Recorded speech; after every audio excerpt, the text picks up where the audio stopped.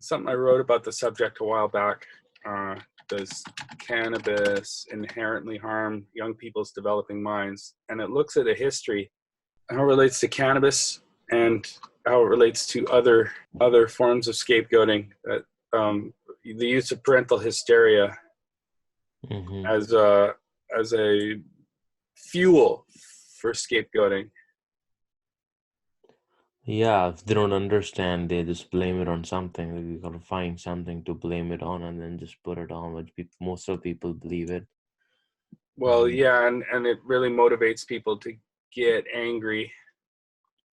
because angry people are easier to control, right? So they're, Well, you can get away with harming people yeah, and if you have an angry mob behind you. yeah, that's the whole, that's why they want people to be angry. Yeah, they want people to be out of their minds angry, and it's the same thing with um, Jews, witches, heretics.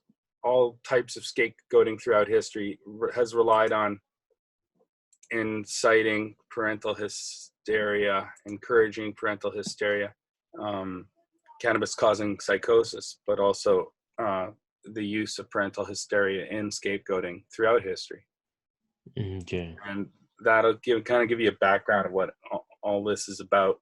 If you can prove that the Reefer Madness 2.0, the fact that cannabis doesn't make people stupid and crazy, it doesn't make kids stupid and crazy, scapegoating and not a function of some sort of valid medical concern, then you can remove the hard drug regulations around cannabis and replace them with soft drug regulations.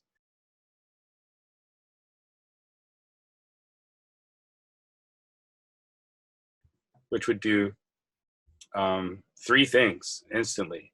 It would disempower the police to persecute and oppress harmless people. Yep. It would include poor people in the cannabis economy because you could Mm. no longer justify exclusivity. Yep. Um, it would do four things. It would allow herbal medical autonomy, so Mhm. you would have more control over your own body, and most importantly, it would allow for the justification of removing the tight regulations around industrial hemp and allow for hemp ethanol to compete with gasoline and I allow have for hemp to replace gasoline I as have number one fuel. I have a question there with hemp, because I've heard if like Henry Ford want to build the cars out of hemp and use the Did fuel. He did? he did? Yeah, he did. Um, I'll send you some stuff on that too if you like. Yeah, of course. Because then he was pushed around, and then like, no, you cannot do that, and then that Yeah, has to change. there were corporations bigger than Ford uh, that had a lot more money invested in hemp substitutes than Ford had invested in hemp, and they basically quashed him. They did so by first making alcohol illegal. They Okay. shut down all the legal alcohol fuel manufacturing that way, and then making it legal again, shutting down all the speakeasies and stills and illegal alcohol fuel production. There's a book about that called "Alcohol Can Be a Gas" by David Bloom, Blume, which is quite Alcohol. interesting. Um, Yeah, gas. Let me see here. Hemp and climate destabilization. This stuff, because it is fascinating. The more I know, the more I like. I was, holy Christ, I don't know anything about it. I spent so much Yeah. time. Well, here's the biggest fact of the whole bunch, that the economy of fuel, of energy, Yep. is three times bigger than the economy of medicine. Oh wow.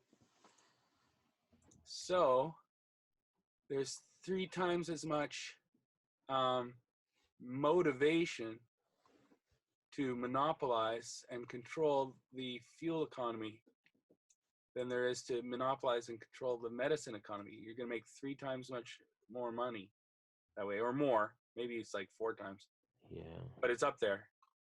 And we're living in the age of information. So the people who are curious to research misinformation have a lot of data at their disposal. And us researchers can distribute our information